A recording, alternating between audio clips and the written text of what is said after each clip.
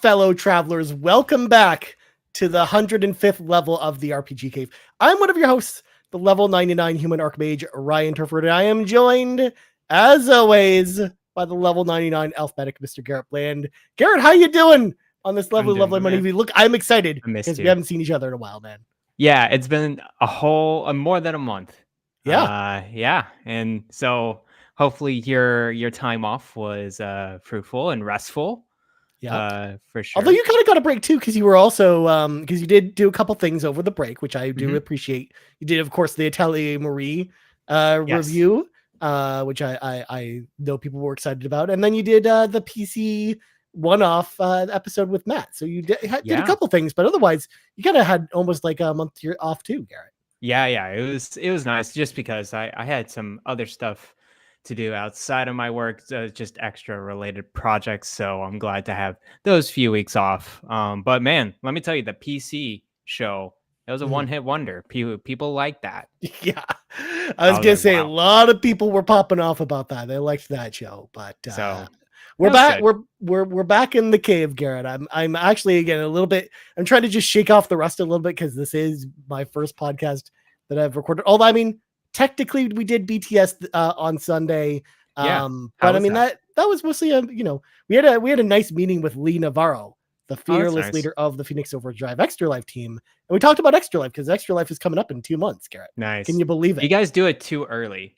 It's like, oh, we're doing it at 9 a.m. your time. I'm like, that's 6 in the morning. No. Well, I mean, that's 7 in the morning for Sean, and he's there every time. Oh, that's true.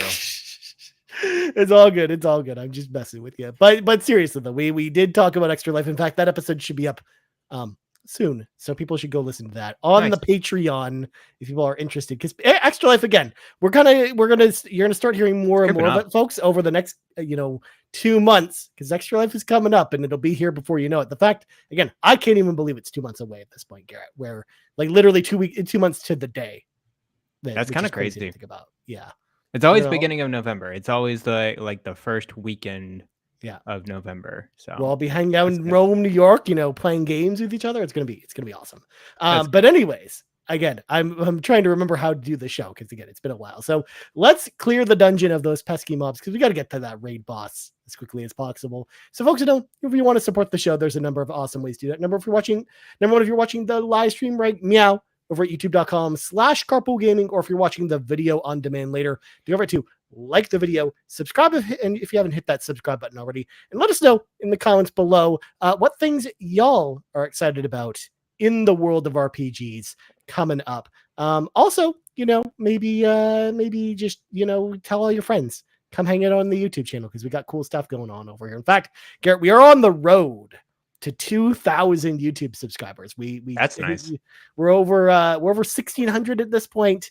I feel like if we really, really ask people nicely, Garret, we might be able to get 2,000 before the end of the year. That's my hope. That's my dream. So that'd be cool. If y'all haven't hit that subscribe button, please go ahead and do so. Also, if you're listening on audio feeds, don't forget to rate us. If you're listening on Apple Podcasts or Spotify, maybe leave us a nice Apple Podcast review, or just hitting that subscribe button helps go a long way as well. Also, if you want a little bit more from us, like some exclusive content, or if you would like one big podcast feed with all the Carpool Gaming goodness on it, you're going to head on over to our Patreon, patreon.com/Carpool Gaming. Throw a little tip in the old tip jar, just like MoSpankins did, who recently joined at the gold tier. Thank you so much, MoSpankins, for joining. You rock. See, I like telling people they rock when they join the Patreon, Garret, because they do. They rock. Yeah, they definitely rock. Thank you for signing up, sir.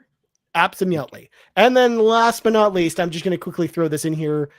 We do have new limited time t-shirts on the merch store over on our website, carpoolgaming.com, including I don't hate it and I like it. Those are some good shirts. So if you want some of those, they are limited time only for the month of September. So definitely make sure to go over to the website and check that out. Well, without further ado, Garret, before we even go to read from the sacred texts, we got to go on our RPG side quest a little bit because we got a question this week from Rybo, aka Ribble, in the Discord. And Rybo asked the question. My question is, where have you guys been? Because we've been gone for a month. We kind of talked about it a little bit, but we can talk about kind of the break, and I kind of want to talk about the things that we did over the break as well. Like what like that episode of Tiny Toon Adventures, what I did on my summer vacation. That's what we're kind of do now.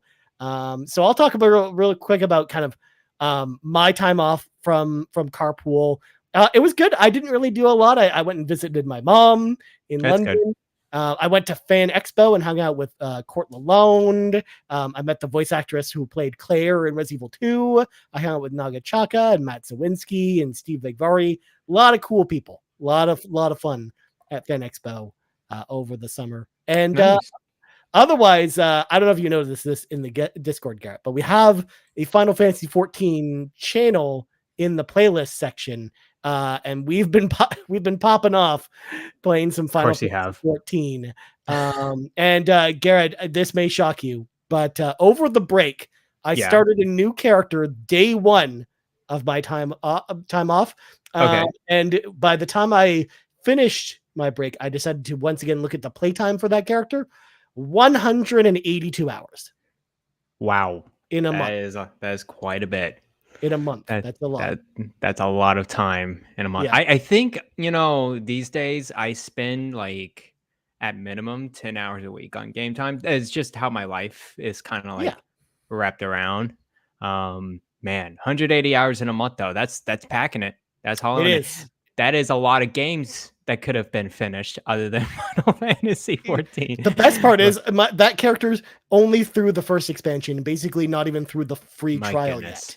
Which is just crazy to think about. That's insane to think about. Like this whole unending amount of content that is in this MMO. Yeah. It actually scares me more than these Trails games I keep hearing about. The anthology of 7 trilogies going on and still going. That's why, as much as I want to, scream them from the rooftops and tell everybody in their mothers to play Final Fantasy 14, it's just one of those things where I know that only people with deep abyss level entries of free time will be able to handle something like this. Like Kevin Ainsworth is the perfect example because he doesn't have a job. He's over there playing all these Trails games.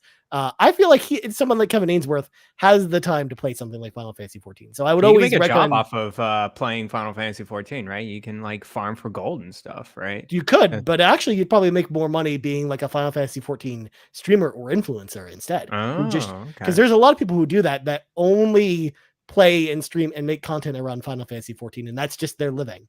I actually used to watch some ESO people as well, and it's good for just like background noise. And like, oh, that guy is going through like the raids like every single time, and like it's like it's a group of I don't know 100 people within a party, and then you hear the leader just like announcing commands of like, oh, these people do this people do that, so we can go to this next boss or whatever. It's the best part is when the Carpool Gaming free company really gets going, when the Xbox version of 14 comes out, I will be that person kind of directing the party, being the raid leader for anyone who wants to join on in. We have a free company going right now. It's me, and we got Drellesh, and we got Bowsah, Awesome Dave, and I think you got quite a bit of people. Yeah, we got some people playing. And I know Rybo is playing. We just haven't been able to add Rybo to the free company yet. We're getting there at some point. I'm excited for Rybo to jump in. But yes, so that's kind of what I've been doing on my summer vacation. I didn't really play too many RPGs besides Final Fantasy 14, unfortunately, because I really just needed a palate cleanser from that. And whenever I needed one, it was usually retro games like replaying like Super Mario Brothers 3 or Mega Man 3 or Ninja Gaiden 2. Things like that. Like that's kind of what I've been playing in the meantime. But Garrett, I want to know what you've been up to while we were on summer vacation. Well, I mean, you say summer vacation. We're both still working. Yeah. Oh, I know. I had to go again. August was also the month that coincided with my full return to the office, so 5 days a week. So I hear. Oh my goodness. Yeah. So other than gaming, what I've been doing is like I had to finish a paper that was from my previous work, so I've been wrapping that up. I just turned that in Friday, so It's sent off to reviewers again, and let that be. So gaming wise, though, yes, I did do the Atelier Mary remake in the beginning of the month, solo episode, and just let me tell you, the Carpool Gaming staff really helped me out there, backed me up. Seth was a wonderful person, doing the thumbnail, doing the show notes, and all that good stuff. So, setting everything up. It was very nice. Also, real quick, Garrett, since you mentioned Seth, I want to remind everyone, or just put that there. It's Seth's birthday today, and for another 40 minutes. Birthday, Seth. So happy birthday, Seth. Seth, of course. Seth helps us out with a lot of things on the show. Yes. So huge shout out to Seth, of course. Yeah. Being awesome. So that was actually a pretty good solo episode. And then, yes, of course, I collaborated with Matt on the PC show. We talked it's one of those what's your thoughts on PC? And then we both have Steam Decks. We really got into the details of Steam Deck because there's a lot of different facets of these handheld PCs. So yeah, I had a great time talking to him.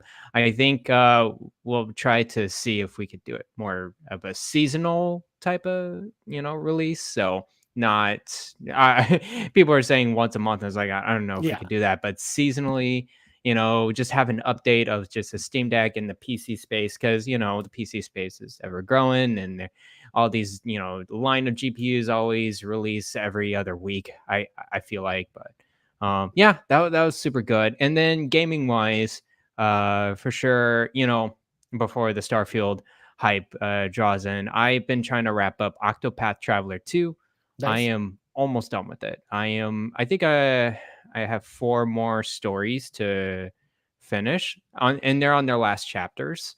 So I'm getting there. I'm 70 hours into this game, by the way. Nice.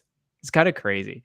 So yeah, I've been playing that. I've been playing, of course, Sea of Stars, and that's been pretty good nice. Over the past week, and a little bit of Hogwarts Legacy. So just a few RPGs here and there.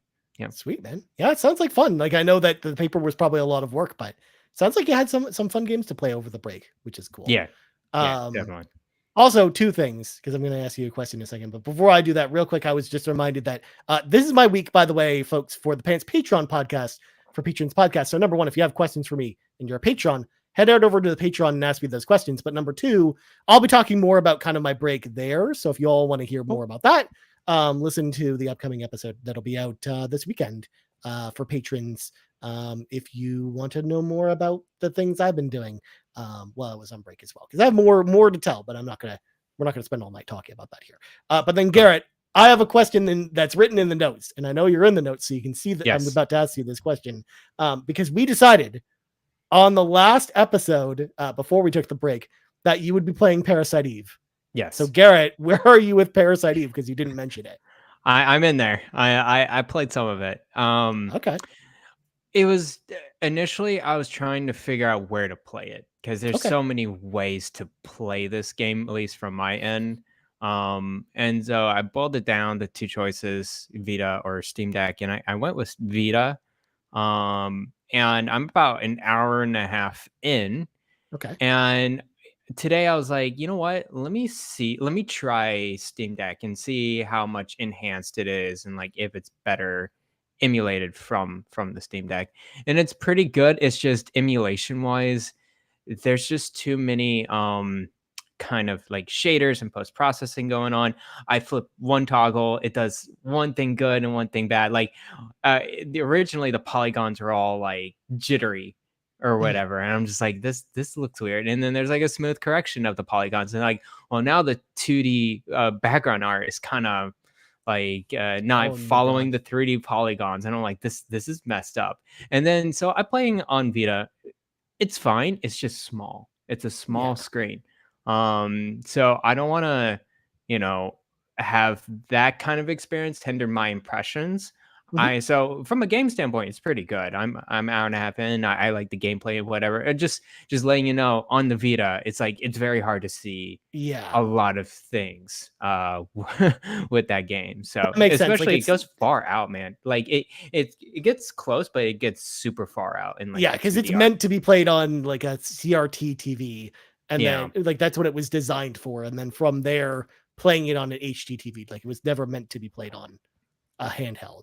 It's because there's a lot of PS1 games that are playable on Vita that are not good like that. Like another one that I noticed the same problem with actually is Metal Gear Solid 1 on the Vita, which is actually one of the games they don't even let you download from the Vita store. You have to download it to your PS3 and then copy it from your PS3 to the Vita to get around that because it lets it's like, well, you can install this, but just so you know, it's not going to be a great gameplay experience. And sure enough, it has the exact problem you're describing, where it's the camera at times is too far away from solid state for you to really be able to tell what's happening because of the small space.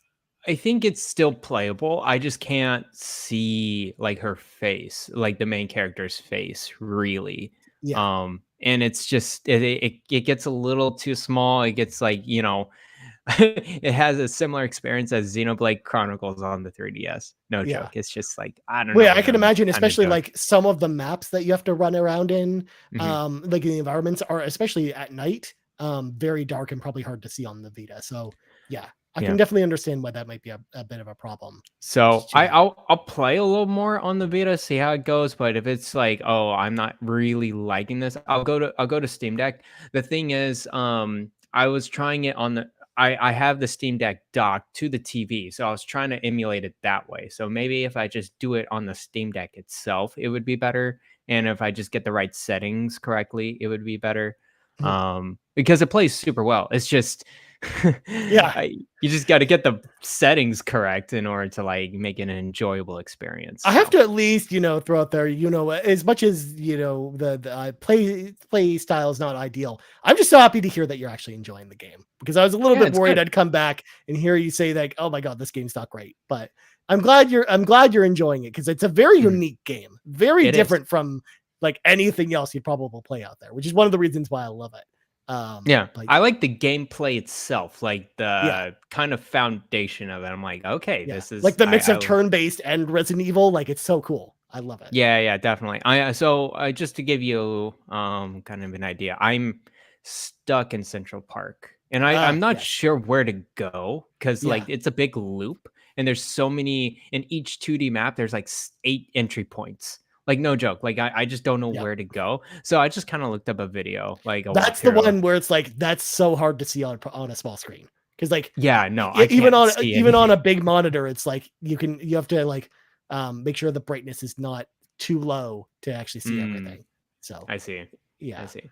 So there you go. Too bad, but that's good. Also, just to throw it out there, this in 3 days, Garrett, it will be Parasite Eve's 25th birthday. If you can believe it, we're actually like at the anniversary of Parasite Eve. 3 weeks, you say? No, on the 7th. Oh, on the 7th. Oh, okay. I see. Yeah. So this Thursday is its birthday. Which is okay. Yeah. Cool. So then next question I had before we get to the topic at hand. Did you play Starfield at all? Probably not yet. You didn't bring it up, but yeah. I actually am waiting till tomorrow. Okay. I'll be able to play it tomorrow, 5 p.m. with Game Pass. I decided not to, just because I wanted to get more of a jump on Sea of Stars. Yeah. And I could talk a little bit about Sea of Stars. Actually, it's well, before you do that. Yeah, sure. I'm rudely interrupting you because no, do it. We had someone ask about Sea of Stars, and I'm looking for the question. Did I forget to put it on the document? I might have forgotten. Oh, there we go. Fuya asks, question for the show: are you enjoying Sea of Stars? Are there any mechanics in the game that you would like or dislike? Oh, so there you go. Continue with your impressions of Sea of Stars. Sounds good. Yeah. So I'm 8 hours in. So I'm actually, I guess that could be almost halfway, like around there. So I'm a good chunk of a way through this game. Very beautiful art, pixel art. Like, it's just one of the best 2D, 3D kind of art. I've pixel art I've seen in an indie game, in let's say in any game ever. It's just so vibrant, lots of colors, lots of great models, the motion of the environment, the characters, great, fantastic. Of course, the combat, as you know, it's very Chrono Trigger and Super Mario RPG inspired. It's super neat. I like the combat a lot. There is definitely prompts to like do an extra damage to attack, and then prompts to do some defense when the monsters are attacking, and then there's some extra kind of weakness and buffs that you can do against the enemies when they're kind of prepping their attacks. I like how, you easily get into a battle without a loading screen, very similar to Chrono Trigger. And of course, there's combo skills with your characters as well. Super cool. So it has a basis of a really good role-playing game. Of course, every great RPG has a mini game, right? Of course. Yeah, and they have a mini game in this one, and it's pretty good. It's called Wheels, and so let me give you the basis of it. It's you pick two like figurines, either like two classes, like a thief or a warrior archer, and they have like their bonuses with each of these figurines. So you choose them left and right of your board, and then you have a slot machine in the middle, and it's like playing Yahtzee, whereas like you kind of roll the dice, and then you got 3 spins to do some matching. And so each of these icons you have to match to in order to like get a certain action. So and then it depends on, like, the slot could be for the left icon or the right icon. So okay, this match 2 will give an attack gauge to the right character or the left character, or it can upgrade your characters. And so the point of the game is to kind of level up those in order to attack the enemies, like wall and life points at the other side. And so the computer is playing against you, and it's pretty good. It's pretty sophisticated. They don't really show you what to do in the mini game, which kind of sucks. They're like, oh, go to the how to play section in order to figure it out. And I'm like, okay, let me just play a couple of practice rounds to figure it out. And I just, after like one game, I was like, oh, okay, this kind of makes sense. So great mini game. I think some of the flaws with this game so far that really kind of just bothers me in general, one is there's grammatical and comma misplacements kind of riddled throughout the conversation. That was a big discussion online this week. Yes. Or after the game came out. I know a lot of people are not really bothered by it, but I think it's just like I think of like reading a book, it's like this is a game that's kind of introducing a story with characters and dialogue. And it's just so hard when you don't have a comma after certain words or in between sentences, or a comma is misplaced for a period or an actual complete sentence. And it's immersion breaking, really. Like, okay, I understand social media, you don't want to, catch everything, in your grammar or text. But when you're playing a video game or some type of media, I'm just like, it reminds me, oh, this is an indie video game. To be honest with you, it might also just be a language barrier thing, because they are a studio in Quebec, which is primarily French, speaking. So it might just be the localization they did for the English version that it might have the problem with. Because I haven't really heard the same complaints for other languages with this game. It's mostly just English. So it might just be the English translation from French. Let's say if French was the base that they started from, that might just be the problem right there. Yeah, and I think my other thing, other than just the errors in the commas and grammatical misplacements, is the writing itself is not. I'm coming off of Octopath Traveler 2 here. Yeah. In Final Fantasy 16, the writing is just like impeccable. It's like such high caliber, and you're reading through the characters and dialogue. It can present a story very well with very, very pristine writing. And this one is just like, okay, yeah, this is an indie game. Okay, this character saying this character saying that. There's some I wouldn't say like the writing is bad, but like I can tell the pacing and the talking back and forth is not like what I get from Octopath Traveler 2 or something like that. So, well, it'd be different too if the story wasn't like such a central focus of the game. But the story is the central focus of a game like that, where even though, the gameplay and the visuals are great, to your point, if the story is, takes you out of the experience, then in a game where that heavily relies on it, then it's a bit of a problem. In fact, it really reminds me of playing, Super Nintendo or NES RPGs or game like story-based games from that era, where they were littered with all kinds of, spelling mistakes or grammatical issues. Like, Garrett, at some point you should, if you've never seen it before, you should go look at the end screen for the NES game Ghostbusters. Of course, based off the hit movie Ghostbusters, because it's just a mess, man. It is kind of ridiculous. Yes. Yeah. That was a very common thing back then. So it almost kind of reminds me of that in a way, where it's like they were all those games were always translated from Japanese first, and they didn't do localization then versus the like we do now. So it resulted in those types of problems, like similar problems to what you're describing. Yeah, it's that, but it's also just I think it's also the writing style, to be honest with you. It's incomplete sentences, and I'm like, okay, I understand it from one character if it's like their kind of their accent or their way of speaking, but it's literally every character. I'm like, you're not saying a complete sentence here, or you're missing something. I don't know. So that, again, I'm coming off of games that did this pretty well, so it's starking to see the difference between you got spoiled two RPGs. by those games. Yeah, for sure. Other than that, man, let me tell you, Sea of Stars is such a treat. Like, just from top to bottom, the level design, the combat, the bosses in this game, and the mini game is just it's very good. So my only complaint is really the writing. So there you go. Nice. Well, to Fulia's question, I haven't played it yet, so I don't have anything to say about it because I prioritized playing Final Fantasy 14 over playing Sea of Stars. No, I'm kidding. No, it's just I knew that Garrett, that because I was going to want, I know with all Bethesda's games, I end up buying their DLC expansions anyways. So because of that, I knew I would want the Starfield expansion anyways. So I was just like, well, why don't I just grab it now and then get to play the game early? Sure. So I chose to play Starfield instead, knowing that Sea of Stars was coming out, kind of like the same way why you chose Sea of Stars over Starfield. Like, I think we kind of flip-flopped a little bit, because I'm definitely planning on playing Sea of Stars this month.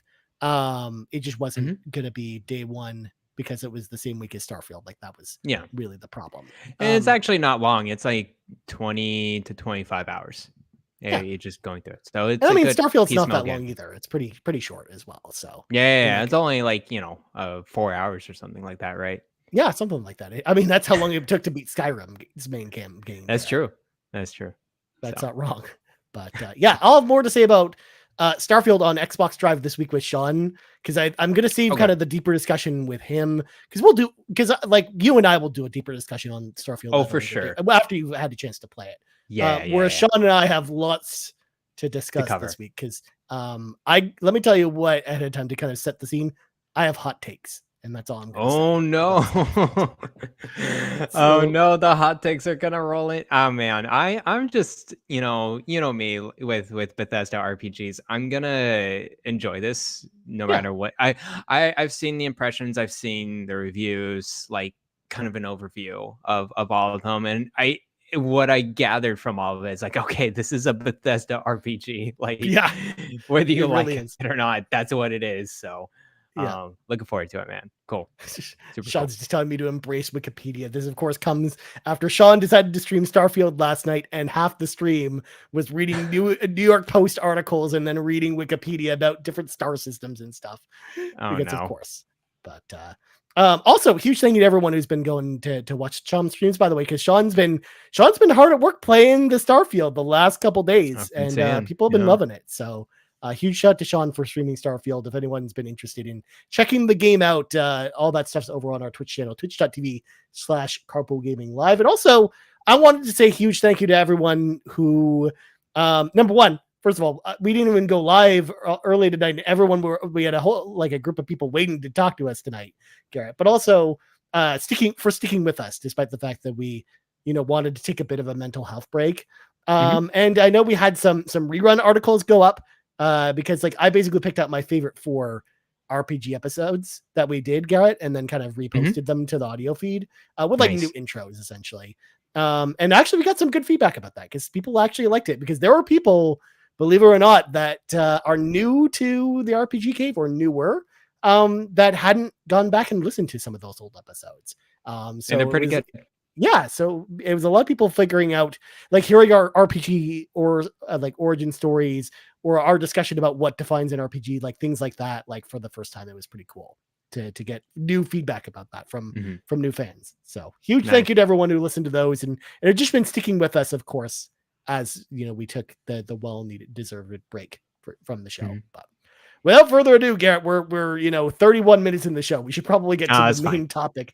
Tonight's show is going to be very different, folks. So let's read from the sacred texts, because we're going to talk about some news, Garrett. We're going to talk about some news because we wanted to have like a kind of like a lighter show with our return tonight. And there was some like meaningful things that happened in the RPG world while we were away. So I wanted to make sure we had a chance to talk about them, my friend. And of course, this top story was the one I wanted to make sure that you and I could talk about together, Garrett, because we were both kind of on break at the same time and we didn't get a chance to talk about this together. So Persona 3 Reload has a release date.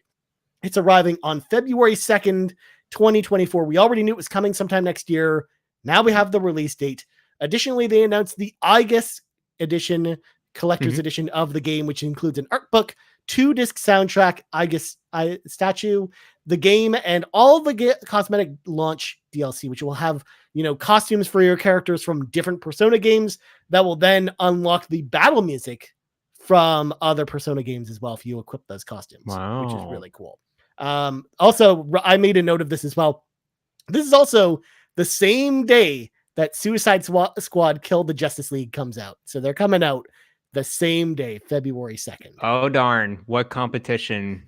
Which one will we pick, Garrett? Which one will we pick? Sophie's choice right here. I think Suicide Squad will be delayed once again. I think they're just too quiet. They thought they were going to launch something later, like around this time or later this year. I don't even remember. And it was supposed to be in May, because they had that release date for May, like the end of May. Because it was supposed to be like a week after Tears of the Kingdom came out. So they delayed this thing so far in advance, and I'm just like, okay, there's gonna be I wouldn't say it's gonna be another 6 or 8 months or whatever. I think it's gonna be like, I don't know, a month or so. So we'll see how that goes. We'll see. But either way, Persona 3 Reload, Garrett, I don't know if you saw it, but there are multiple trailers that came out over Gamescom. And this game looks fire. Like, this looks like so the exact thing I was hoping for them to do. Yes, obviously we're not getting the Persona 3 portable content or the answer, but man, this is looking like a really solid game, Garrett. Like, the visuals look very clean. The interface, like they took like the Persona 5 style interface and then made it all Persona 3 like. The fact that it runs at smooth 60 frames per second, all the battle stuff they showed up, the fact that they showed off kind of revamped Tartarus and what that's going to look like, dude, this game looks awesome. But I'm curious to know what you thought. I'm here day one. I just like, it looks so good. The one thing that really deterred me from Persona 3 in general is just, it's a dated game. And like, I hear people enjoyed playing Persona 3 when they played it, or when they, kind of just like really went into it right after Persona 4 or Persona 5 game playthrough. It's like, okay, yeah, that makes sense. But man, it's just really hard to play one of those games just randomly off the blue just now. But seeing these 2 trailers, I love the style is so good. It's just oozing with that Persona 3 style. It has this minimalist like blue look to it that's very which nice. Is what the original game had too. It's really clean compared to what you see in Persona 4, which is more, I would say, like disco, a lot of lights, very yellow, very 70s look to it. And then Persona 5 has this rustic kind of I would say like ink splatter look going on, black and red all over the place. This just like, here's a clean slate. It's blue. It's just very minimal. It has that man, just like looking at the menu, the battle menu was a revolver. Yeah, it looks so cool, man. It looks so good, dude. Because the revolver is a big part of the thing. That's how you summon your personas in this game. Like, you don't have gun attacks like in Persona 5, but you do have, like, it plays a part, because it's called an invoker, and that's how you invoke your persona, is using the gun, essentially. Yes. Yeah. But also like too that they didn't overall, shy like away it. from that, because I was Mhm. worried if they were going to do a remake of this game that they might shy away from some of those elements, like some of the visual elements of putting a gun to your head and then shooting and the persona comes out of your head. Like I thought that there was a chance they might, change that with this version, but I like that they kept kind of the original vision of the game intact. And as someone whose favorite Persona game is Persona 3, like this remake really feels like the team that's making it really understands what made Persona 3 special. Yes. And I'm really, really excited to see how this one turns out. And I can't wait to play this. Like, this is easily, like, if not my most anticipated game of next year, like one of the top two, essentially. Like, this is the game I've been waiting for. And I'm so excited that it's almost here. It's a great time too. Beginning of February. I mean, like, I'm sure there will be other games kind of prepped for launch around that time. But that, I think for me, Persona 3 Reload just dominate, and it's day one Game Pass. Yep. That's all. It's so nice to see that Xbox partnership with Sega and really grabbing into the Persona, especially grabbing Persona 5 as well. It's like that's super cool. It was also really crazy to see the trailers that they were releasing, because they were all releasing first on the Xbox YouTube channel and all with the Xbox branding on it, even on the Atlas channel. So it's just crazy to see Persona just all in on Xbox. Yeah. It was kind of funny. I saw a tweet from PlayStation of the advertisement of Persona 3 Reload as well, because of course they're gonna get it. It's like, here's the PS2 original remake of it was like PS2 JRPG, something with PS2 in there. It's like, hey, reminding you it came from this system. But Xbox is dominating that marketing with Sega, so super cool sure. to see. And also, for people who have never played Persona 3 but have played the other Persona games, like the one of the reasons why I encourage y'all, if you've never played it before, to play this one when it comes out, is because Persona 3 was really the game that defined the archetype for what all the other Persona games would turn into, and the style of the series, that going forward with 4 and 5. So if you like 4 and 5, like 3 is going to be up your alley. Like 2 and 1 are very, very different in style and tone than the other Persona games.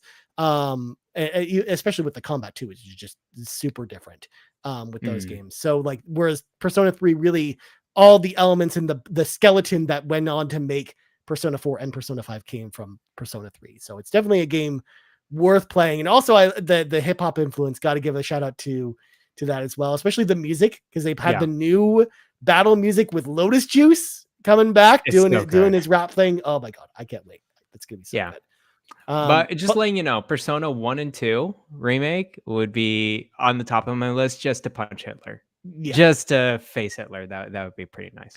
Especially Persona 2 in particular, because that one, we've only really had like an incomplete experience with it in North America, because you basically had, in order to get the full experience with it, you have to play the PSP original, like remake of the original Persona 2, and then play the PS1 version of its sequel.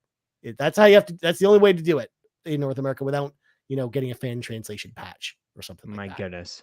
Yeah, it's very complicated. But before we move on from Persona 3, Garret, we got a question from Nagachaka, who asked the question: what are your thoughts on the Persona 3 Reload Collector's Edition? Did y'all pre-order it? And do you think they'll release different collector's editions in the future, just like how Persona 5 has the Take Your Heart and One More edition? So Garret, I know you don't really have space for collector's editions, so you don't really get no. No. I think the other thing is like, these things are, I mean, they're not cheap collector's editions. I think people know that. I can't just pay like $100. I'm like, all right, I'm just gonna put this somewhere in a closet and just play the game, and then just never mess with it for the rest of my life. Like, it's kind of pointless. Like, from my end, I do have, the Fire Emblem, the game that Engage. Because I like the box itself, and it's pretty well packed in. When you introduce statues and we introduce like 3D figurines, I'm like, I'm out. This can be a no-go for me. So you don't have the anime wall of statues behind you like I do. So it's just No, no. totally understandable because it's just Apparently, it's you a have to space have a thing. bed instead of that. So There's that too. Whereas as for me, Nagachaka, I would be the number one person that would be the target audience for this. But unfortunately, I did not pick one up because I talked about this on X, Garrett, not Twitter, X. That Jesus. I actually will be getting rid of most of my Right. physical game collection soon. Because it's one of those things where I will be moving the month that this comes out, and I will be moving either at on February 1st or before it. And as a result, I just will not have the physical space for something like this anymore. I would if I was still, in this current apartment.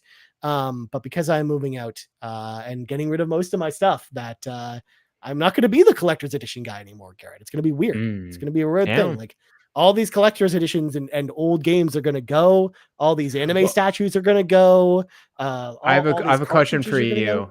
Mm-hmm. So, well, I'm sure you're breaking down the logistics still, but like retro games wise, are you keeping some, especially the important ones for you, or like the ones with sentimental value, I guess. Okay, or the ones that would be like tougher to emulate or play another way. I see. I bring up games like Sega Saturn games as an example of games that are very hard to emulate. So like properly. So it's one of those things where even though those games are expensive and I could probably get some good money for them, I probably won't be selling them because I like to go back to Sega Saturn games because they're fun to play. But you can't really play them super well on emulators, kind of thing. So I see. Yeah. Okay. Whereas a lot of stuff that's like easy to emulate, or if I've got like a flash cart on a console, those are probably the ones I part with. Like NES games kind of fall into that bucket at this point, or Super Nintendo games, Genesis games, things like that. But yeah, I'm just not going to have room because depending on what happens. But I'll talk about that, more about how that's going to work on the Pants Patreon podcast for patrons podcast, because that's just more of an open space where we can talk about that more. But yeah, that's why I won't be like, whenever there's going to be a question about collector's editions coming up, my answer is actually going to be no, which otherwise normally I would be like, if this was old Ryan, I would be all over this. But I know that one person on the Carpool Gaming team did pick this up. Matt Sawinski does have this pre-order. Matt, yeah, he is a big Persona fan. So yeah, I can totally see that. Yeah, so, Matt will definitely be getting this. So yeah, I think he'll probably actually put something up about that when it comes in. So stay tuned, I guess. Stay tuned. But speaking of February 2024, Garrett, there's another RPG that we've been waiting for a release date for a long time that finally got one. Granblue Fantasy Relink finally got a release date. It is launching on February 1st. So the day before Persona 3 Reload and Suicide Squad killed the Justice League, Granblue Fantasy Relink is also coming out.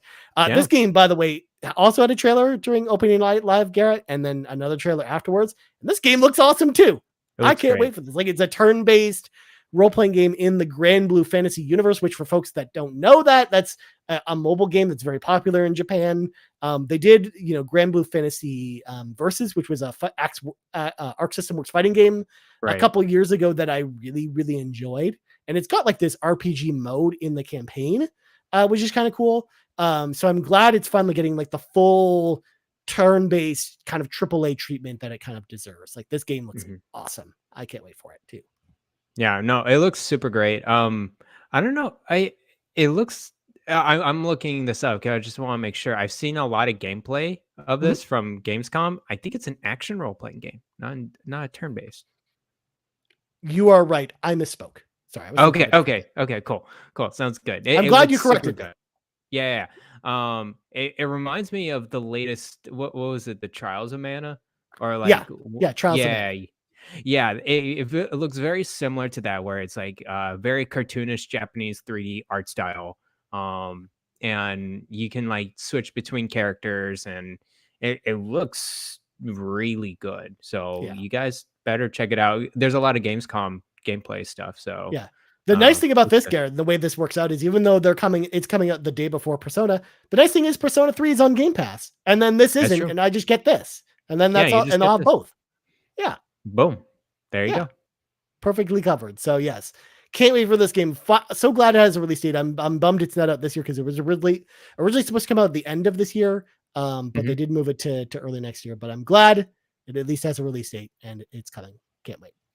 Next up, Vampire the Masquerade Bloodlines 2, a game we actually talked about on the show a couple episodes ago on our tabletop episode, Garrett, has been delayed to the second half of 2024 because the game has a brand new developer. So back at the beginning of the year, they announced that I think it's Hard Hat Studios that was developing it before left the project, and they needed someone to take over. So the team at Pandora basically tried to, find a new team to take this game on, and they announced who that team was. The Chinese Room is taking this game over. They're the makers of Dear Esther, Amnesia, Machine for Pigs, and Everybody's Gone to the Rapture.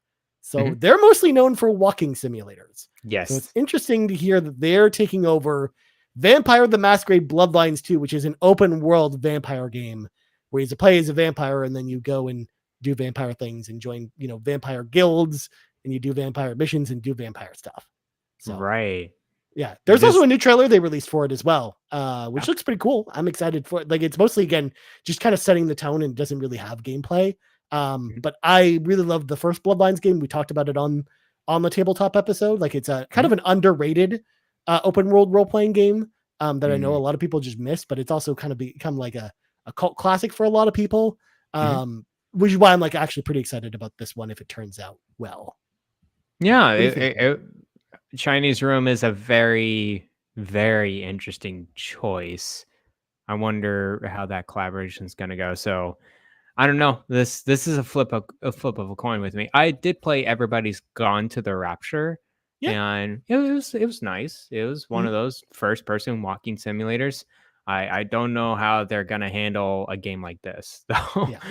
It's a much different genre, much different game. I think I wouldn't say first person simulators are easy, but I would say like maybe the skill set or whatever is much different than what an open world role playing game like this would be. So we'll see how that goes. Yeah. It's gonna be really interesting. I have an open mind about this one though. I'm hoping that it's really good. But I would like to see some gameplay of this game before I really have any huge judgment of it. Yeah, they said in the press release that we should be seeing more of the game itself early next year. So because again, this is like second half of next year. So like we're targeting like September through December of next year. Like so we're like a year away from this game. So yeah, cool. I'm excited. But next up, Honkai Star Rail hits PS5 later this year, but they announced the technical test for the game for PlayStation 5. That was actually going to happen upcoming, but it's actually happening right now. You can go play the technical test for Honkai Star Rail right now. It is the full game. You just have to go basically sign up on their website if you are interested in checking it out on PlayStation 5, like myself, because I'm in it. I actually downloaded it while I was at work, and I'm probably going to be playing this after we're done recording tonight. Nice. I'm interested to see how that turns out, because Honkai Star Rail was a game I enjoyed a lot on PC, but I couldn't really proceed any further with it because I need inverted controls when playing with the controller, and the PC version didn't allow you to invert controls at all in any way. So it's one of those things where I know with Genshin Impact, with the console version, they allowed you to do that, but they had the same thing with the PC version of that game. So I'm hoping that with the console release, there will be more accessibility options in there, like being able to invert your controls or any other accessibility options that people need. And I think that'll just open the game up to so many more people. So I'm excited to give it another chance because I really, really enjoyed what I played on PC. It was honestly one of the better games that came out earlier this year. So I definitely want to give it another chance. I mean, it's good. Yeah. I played it some on PC and then some on mobile as well. And it plays pretty well on my phone that came out a couple years ago now. Or no, a year ago. I got the Galaxy S22, I think, or 21, something like that. It plays super nice on the phone as well. And I do like it. It's kind of a touchscreen, like kind of virtual joystick type of deal on the screen itself, and then like it kind of looks like it's choppy, but then you can change it to 60 frames on the settings, and it's really smooth on my phone. I actually was quite surprised how I well know it ran. on modern phones, like Mihoverse does like a really good job with their mobile Yeah. ports. Like Genshin's port is actually really good for phones. So yeah, I mean, I could considered playing it there, but I was like, nah. At this point, like with games coming out, I would rather just play it on PlayStation 5 when it comes there instead. And then you get trophies. It's interesting with the cloud save with between mobile and PC because it's not really connected until you physically connect the accounts together. So I had a little bit of trouble doing that, but once I figured it out on the PC end how to log into my account for my mobile account, I go back and forth and it works really well. I think the only thing that you know makes me not go back to Honkai Star Rail so much is really just there's just so many things, like there's just so much with the UI going on. I get so confused. Yeah. And then okay, let's go do the daily, draw of characters, and it goes through the whole rigmarole. It's like, okay, you could do this option, that option, that option. I don't know. I just get so confused with It's all too that many stuff. choices, So. Garrett. Too many It's too choices. many. So, but it's a great game. I enjoyed what I played. Yeah. Especially for a free to play game like that, more than Yeah. anything. Like really, really solid.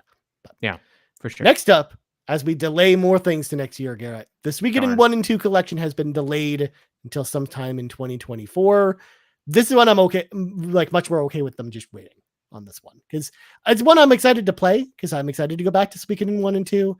But I can wait till next year to do that. I'm totally cool with it. Yeah, me too. Year. Yeah, I'm totally fine with that. Yeah, I think that was the idea. I think they just wanted to get out of the way of stuff with this one. I don't know. It probably could have come out this year, but I just think they just didn't want to have it compete with everything else. They've already got the Metal Gear Solid collection this year already. Yeah, I don't think they needed this too. So yeah, that's true. That's true for sure. Yeah. Next up, of course, it's the RPG Cave, Garrett. So we got to talk about non-RPGs on the RPG Cave. Of course. Final Fantasy 16. They got it. There was a panel during PAX, and we got a bunch of announcements, starting with a PC version. It's finally in development for Final Fantasy 16. It is coming to the old Steam Deck as well as everything else. As well, the game is getting 2 brand new story DLC expansions. We'll actually hear about these, Yoshi P said, sometime before the end of the year. So we don't know what they're going to entail or how long they're going to be. But obviously this game sold well enough, Garrett, that it really constituted the need for DLC. Even though I think I liked where the story ended. Like we talked about that on our review discussion right before we went on break. Like I liked where the story ended. I don't know if I need more story unless we're like playing as different characters almost. Yeah, I think we discussed a little bit on the spoiler cast, but a prequel would be nice. Of a certain characters that are not Clive. That would be kind of cool. I don't see how a sequel could, or not a sequel, like a DLC, part afterwards would work unless it's like super side story of one of the characters. So yeah, and they could do something like they did with Final Fantasy 15's DLC. With 15's DLC, they did like episode Prompto and episode Gladius, where it's just like 4 different DLC episodes focusing on each of the characters in your party, and basically them having their own side quest adventure separate from the main party where you just play as them. Like I think like if they do something like that with Jill and the other character that's in your party that I will not spoil for spoiler reasons. I think like those 2 characters in particular would be interesting if they had like their own kind of similar kind of side chapters where you just play as them. Yeah, I agree. Yeah, but look out for that. And of course, if you haven't played 15 or 16, it's a great game. And I think the PC version is going to probably be pretty awesome. So definitely check that out. Yeah, I would assume it's coming out sometime like mid to late next year. So definitely check out that PC version. But that's not all for Final Fantasy 16, Garrett, because this is the most exciting announcement to me. And Sturgill, who also freaked out about this one too. The At Rhythm Final Bar line is adding Final Fantasy 16 music DLC on November 1st. It's going to be the last DLC pack for Final Bar line, taking the full song count to 526 songs in the game. Because there's 10 songs in this theme pack. And of course, I've been playing every single DLC drop as they've been coming out, because I'm very invested in this game. I've loved it ever since it came out back in February. It's still, honestly, Garrett, at this point, probably my top 5 favorite games I played this year. So Wow. I'm very, very happy that they have 16 DLC. I'm a little bit bummed because they did Bravely Default music instead of Endwalker music as kind of their like second last DLC pack. Oh, that's interesting. Yeah. Because I like Bravely Default's music, but the Endwalker music is so gosh darn good that it makes me sad that it's not in the game, but other Final Fantasy 14 music is. So, but having 16 there, I mean, I saw this one coming a mile away, and I'm glad we've got it. And they picked out some great selections of songs, like the main battle theme and some of the exploratory themes. So I'm excited to play this DLC and just can't wait to jump more into the At Rhythm Final Bar line as we get more DLC. No, well, good for you, man. This is definitely like Steam sale game speaking to me because I'm curious about this game. Just I won't pay any money for it right now. But hey, man, 20 or 30 USD if it's like that kind of price range, which I could see like next year on a Steam sale or something like or that, Black Friday even, or Black Friday. Yeah, yeah. And it's on PS4 and Switch as well, right? Like PS4, Switch, and PC. Cool. Sounds good. Steam Deck, then. Totally. Yeah, just the only place it's not on Xbox. It's on literally everything else but Xbox, which is of course, as always. I mean, Xbox got Kingdom Hearts Melody of Memories, which is a similar styled game, but we couldn't get it. So weird. Yeah. Good God. All right. Well, that's all the news stories I had prepared, Garrett. Okay. Before we wrap this up, I just want your thoughts about one game that I saw from Gamescom. And I think a lot of people were talking about it. It's Crimson Desert. Yeah. The action RPG that's developed by Perlibis, who is also, developers of Black Desert, the free MMORPG that everyone keeps, talking about. That's kind of everywhere too. Did you see the trailer? And I don't know, like, do you have any thoughts about Crimson Desert? I saw the trailer. It looks interesting. My interest level is very low for this game. Only because I don't really like the action in Black Desert, which is the only game I have to compare it from. And they haven't shown me anything in the trailers to convince me that I'm going to really dig the action style of this game yet. So, yeah. And that's going to be a big part of this game by the looks of it. So don't get me wrong. If it turns out to be awesome, that would be great. But my excitement level is very low. Just because Black Desert is not like a game that I personally really enjoyed. Okay. Yeah, I haven't played much Black Desert at all, really. Like maybe 30 minutes. And I kind of gave up just because the controller sucks. Yeah. On Black Desert. It's so bad. Like you have to do mouse and keyboard for that game in order to make it work. So we'll see how this one goes. It looks pretty huge. Like it's gonna be it's a pretty open world, massive developed action role playing game. You got a lot of systems going on, like an open world role playing game. I would say a little bit more than an Assassin's Creed, a little less than a Bethesda RPG, like kind of that era. Maybe like I would say maybe a BioWare-ish game, but except for the writing choices or whatever. They totally have the Tears of the Kingdom inspiration going on. I don't think it was inspired. Maybe a little bit, but like, man, they would have been far in development when they saw Tears of the Kingdom and their floating islands. No, I don't think the game itself is styled anything like Tears of the Kingdom. Yeah, and the actions kind of, I don't know, it looked the motions looked kind of weird to me, but man, everyone else is talking about this game, and I was kind of surprised how this just kind of blew up, because Pearl Abyss is not like a renowned developer. They're the makers of Black Desert, but it's really cool to hear a South Korean developer getting into the scene, the RPG scene. So no, for sure. Like I'm hoping that it turns out to be awesome, and it's just it's hard for me to get excited about it now, but I am hoping that it turns out to be a good game for them. But I know that there's like Black Desert has this certain level of jank or even like localization problems, like what you were talking about with Sea of Stars. Like it's littered with those too. So I feel like there's like a certain level of not polished that I'm expecting to come with this game too, which is also why I'm like not like blown away by it. I'm curious to learn more. We'll see on this one. Yeah. But. Yeah. Cool.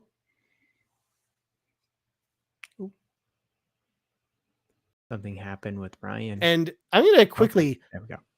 I'm going to quickly people what games people that we're looking forward to for the next 12 months. And also if people have questions, they can ask them as well. So just FYIs to going into this. So Savoy Prime says, RPGs I'm looking forward to are Suikoden 1 and 2 Remastered, Star Ocean, The Second Story R, Persona 3 Reload, Dragon's Dogma 2, Metaphor, ReFantazio, Iodine Chronicle 100 Heroes, and Grand Blue Fantasy Relink. My general question, what's your fellas' thoughts on the state of BioWare? Think we will see Dreadwolf in 2024? Do you think Mass Effect will end up having a next-gen game due to all of the Dreadwolf delays? And will that has work actually begun on that? Will BioWare even still be around in a few years? This is an interesting question because I think, first of all, as far as your question at your point at the end, Savoy Prime, as far as will they still be around in a few years, I think that's really just going to depend on how well Dreadwolf does. Yeah, both from a quality standpoint and a sales standpoint. Because if it comes out and doesn't sell well, then I think that they're a studio at risk of either being closed or being dissolved into something else at EA. But otherwise, I wouldn't be worried if it sells well or if it scores high critically. Like I think they'll definitely keep them around if either one of those things happen. As far as Dreadwolf in 2024, I'm still 50-50 on if it comes out next year or 2025 at this point. I mean, yeah, we haven't seen much. So it makes me believe that it won't be a 2024 game. Maybe they'll announce it for holiday 2024 and it'll be early 2025. That's just kind of the optimal. And my small counterpoint that someone in the comments will probably make, but I'll make this counterpoint instead, is that originally this was planned to come out at the end of this year. And it kind of got bumped at the last minute, like before E3 essentially time. So it's one of those things where they might be farther along than we know about. They just haven't shown us anything to prove that they're far along with this game though. So I just, to your point, Garrett, I think I'm kind of in the same boat, knowing what we know now about this game, that it's probably going to be announced for late 2024 and it might get even delayed to 2025. But I still think it's going to be a while before we hear about this one. Although maybe they do another tease at the Game Awards this year. I think that's the game's only chance to probably be seen again this year. But I just with BioWare, I don't have a huge history with them. I've played Dragon Age, the original one, which I really enjoyed. I played a little bit of Mass Effect here and there, but I haven't gotten through any of the games just yet. But from what I hear from other folks, that of course, everyone knows the BioWare that we see today is not the BioWare that was there 10 to 15 years ago. Yeah, and I think at this point, they had two big misses with Mass Effect Andromeda and Anthem. This is kind of their last chance. At least I think this too. This is kind of the deciding factor from EA's position, whether to continue to let the skeleton of a once well-renowned developer carry on, or they're they do really well with Dreadwolf. Now I have hopes for Dreadwolf. I hope it does well. I hope it is successful, and I hope once they released all the gameplay or whatever, it's going to be really good. Actually I've read Jason Schreier's story about BioWare as well in his book.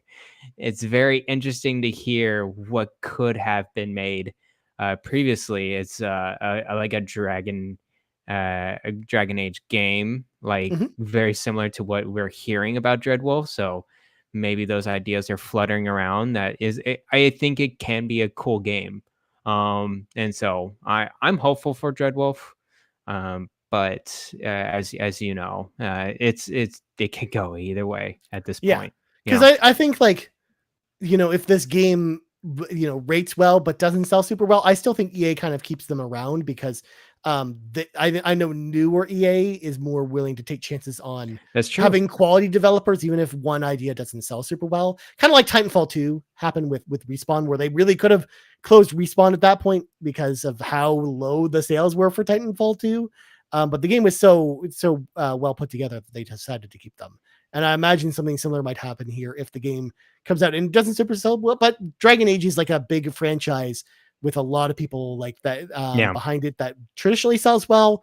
So I don't really see a scenario where, as long as this game comes out and it's good, that it doesn't sell. Like that's the only, like I think unless the quality is really bad, that's the only way I could see this not selling well. So I don't think they'll be in trouble if the game's quality is there. So I guess we'll have to wait to find out though, because again, it still sounds like it's pretty far away at this point. Yeah. But, do you think there will be any other games that it would be like a port or remastered or whatever before Dreadwolf? I've been always hopeful of a Dragon Age port type of thing. I don't really need like, a big remake or whatever. I just like very similar to the Mass Effect trilogy. Just give me some port that gives me a 1080p 60 frames type of deal on consoles would be really nice. To have. So I think you'll actually see something like that. Like it makes sense, especially with the first two games, and especially because Dreadwolf ties into Inquisition. Like the ending of Inquisition was like directly tied into it. Yeah. So it's like you need to understand some of that stuff to know what's going on in the story. So I think they'll do something like that at some point, especially with non-Xbox platforms, because of course we're spoiled on Xbox because we have access to the old games, and same with PC. You can still play the old Dragon Age games there pretty well, but obviously on Switch or PlayStation you don't have access to them at all, so because they were on PlayStation 3 at that point. So I think bringing them up, I think it's something they'll do at some point. That would be great. I played Dragon Age on my Xbox Xbox One X, and it was very good on like the backwards compatibility type of gameplay it's super good on the Xbox console. So yeah, it would be nice to see that kind of port for the other systems. And I mean, we saw them still do it with Mass Effect, where all those games were backwards compatible with enhancements, and they still did Legendary Edition anyway. So I think that there's still like a thought process to them doing this, and it would make perfect sense, especially if this game would get delayed out of 2024. Like I think maybe they do a collection of the old games in 2024 and then the new one early 2025 kind of thing. But, and as you said, EA nowadays I feel like they're taking some risks with just a lot of the EA originals. Immortals of Avium, they published that, and that one was released recently. They had It Takes Two, so I'm sure they're talking to the team at BioWare very close. It's like, hey, we know this, you're kind of like, this is gonna be a big game for you. Let's make sure you are ready. Like this is not going to be a rush game. Development takes time. So I would say 2024 is ideal, but it's not going to be required. So. Also, looping back around to Savoy Prime's question, as far as Mass Effect goes, I don't think we see that Mass Effect game that we know is in development until like 2028 at this point. 2027, 2028. Because I don't even think they've barely worked much on that game at this point. Like I think they've been kind of all hands on deck at BioWare on Dreadwolf, that I think by the time this like Mass Effect really gets rolling, it'll probably be 2025. So I'd say like releasing in 2027 is probably your best bet. So it'd probably be like a swan song for this console generation, or like a launch window next gen title kind of thing. It's hard to be excited with the next Mass Effect game coming from them with Andromeda under their belt. Yeah. It's so. But I think if Dreadwolf comes out and does well, then I think that whole thought process goes away, and I think the excitement will be there. But that's true. Yeah. I mean, the main thing is, Garrett, it'll still come out before Elder Scrolls 6 comes out. You got that right. Yeah. Let alone Fallout 5 at this point. Oh, please don't say these words that will never come to life. Oh no, they'll come to life, Garrett, in 10 more years. Oh man. Todd Howard's gonna be on his wheelchair or his Because cane. I think we're seeing Elder Scrolls 6 in 2028 at this point. You're seeing 5 it, years from or now. Well, we'll be playing it in 5 years. I don't know if we'll be playing it in 5 years. We'll see. We'll see Yeah. how that goes. It took it took them 8 years for Starfield. Yeah, I but that's like a understand. whole different universe. I think with I it get it. being much more grounded in like one province of Tamriel, I think really shrinks the development like time on something like that versus Sure. Starfield, where it's like, yeah, so many freaking planets in Starfield, Garrett. It's ridiculous. It's Yeah. space. So Space. yeah. Next up, we got Darth Stridius who asked the question that we get all the time, especially while we were over break. When is the Baldur's Gate 3 RPG podcast happening? And the answer is not anytime soon because neither Garrett or I have played the game. Oh, you gave me the copy of the game? Yeah. In fact, this is one news story I forgot to put on the thing. But Baldur's Gate 3 is coming to Xbox this year after all. It is. And I was waiting for the PlayStation 5 version, but as soon as I heard that, Garrett, you better believe I'm like, nope, I'm just gonna wait for it to come to Xbox at this point. Because that's where I want to play it. And I don't want to play it right now when the game just came out, like on PlayStation, when Starfield's out. I can wait on Baldur's Gate 3 for the Xbox version. And who knows?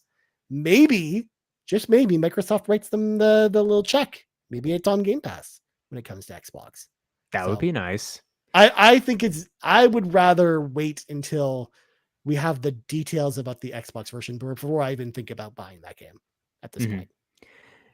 And Baldur's Gate 3, I know everyone's having a huge rave about it, but just to let you guys know, everyone up front, we are not D&D Baldur's Gate fans. We're not CRPG fans. So having content in, I guess, speaking about the Baldur's Gate 3, I think it'll be fine. We'll have our impressions, but like, let me tell you, probably be more far off with someone else that's very experienced or very well versed in the Baldur's Gate series or something like that. So yeah, absolutely. Like I think like it's a conversation that happens eventually, but just it's not a priority at the moment, especially with how it's a big game. I recognize it's a big RPG. It's probably one of the biggest RPGs of this year.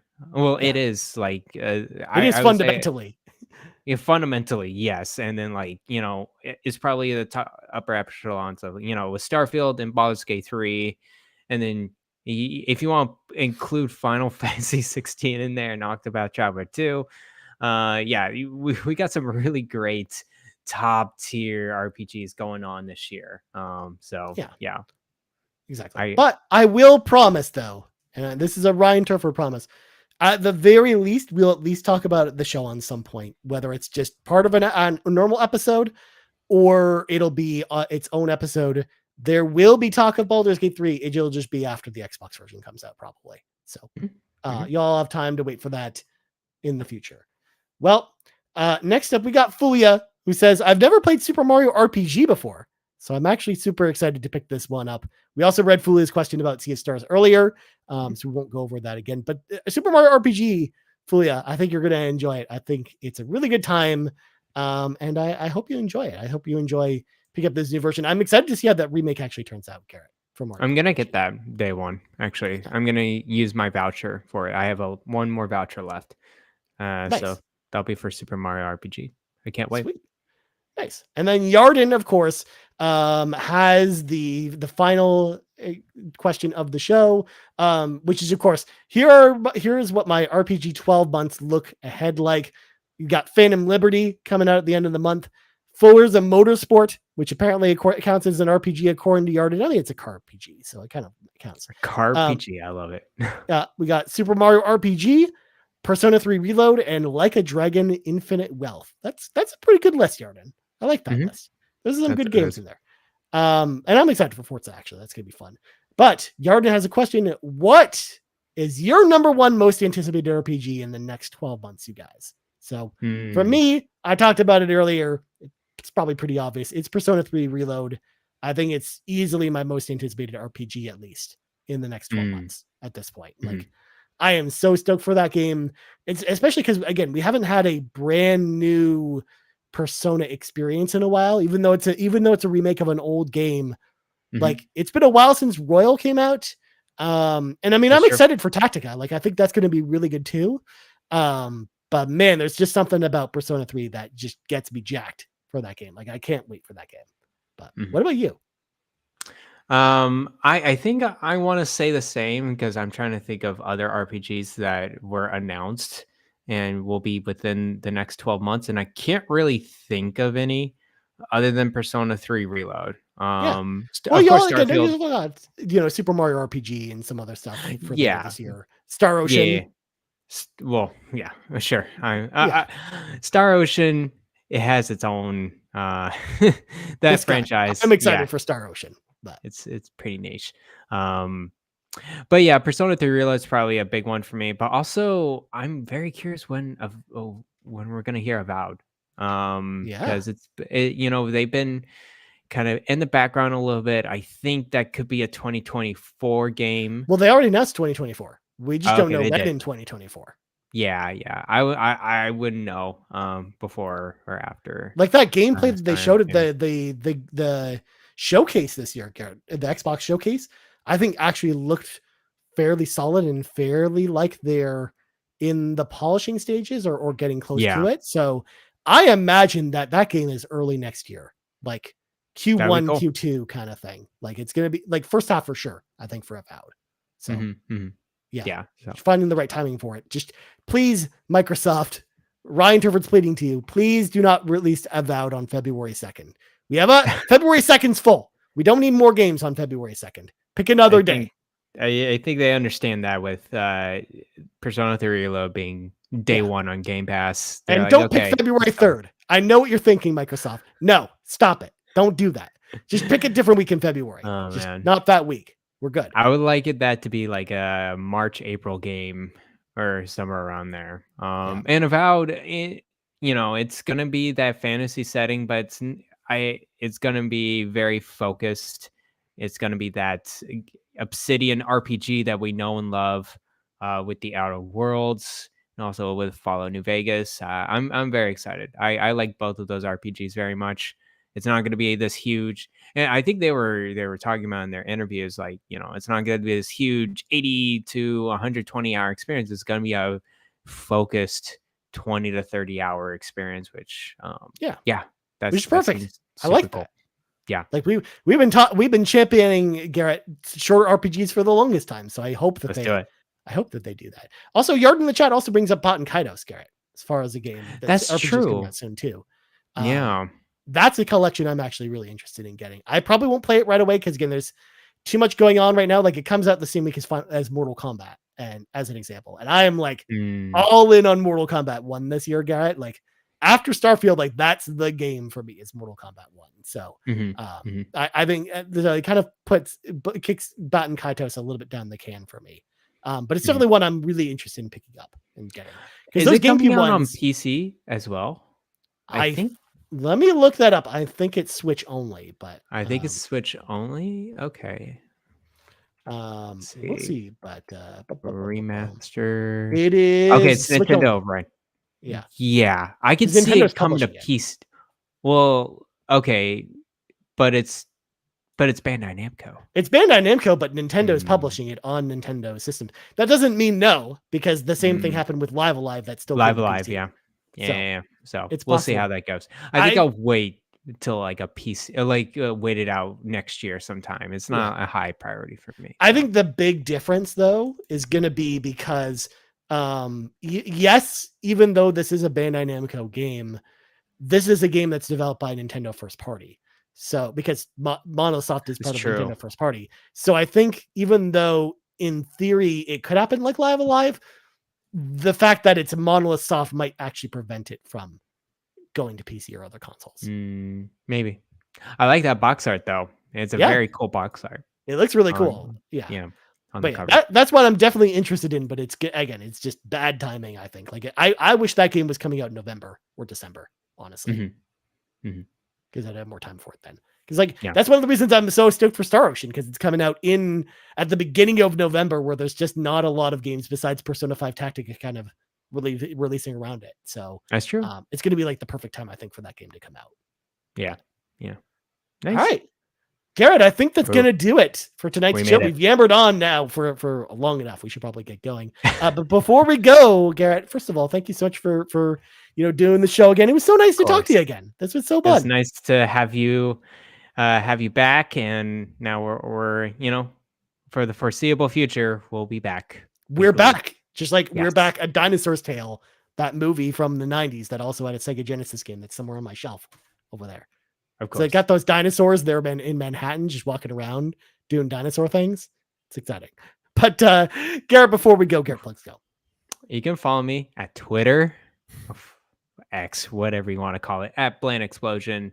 And you can find me on the Discord as well. I'm pretty active now on Carpool Gaming Discord channel. Not in the Final Fantasy 14 channel. You can't we'll get find you one me there. day. Oh boy. It's just like the tagline from the hit horror movie Ghoulies, Garrett, where they're going to get you eventually. That sounds pretty creepy, but anyways, maybe when I retire and I have enough time, we'll see how that goes. But yeah, that's pretty much it, man. Yeah, but that of course will oddly be timed with when they shut down the servers for Final Fantasy 14. So it'll be like that Twilight Zone episode where the dude breaks his glasses, but he had unlimited time to read all his books, and he's like, "But there was time now." That would be you. There was time now to play Final Fantasy 14. There is not. As for me, you can find me over on X at Ryan Turford. You can also find us on X at Carpool Gaming, YouTube at youtube.com/Carpool Gaming, of course, podcast services around the globe. So for Garrett Bland, I'm Ryan Turford. This has been the RPG Cave level 105, and we're out. Bye-bye.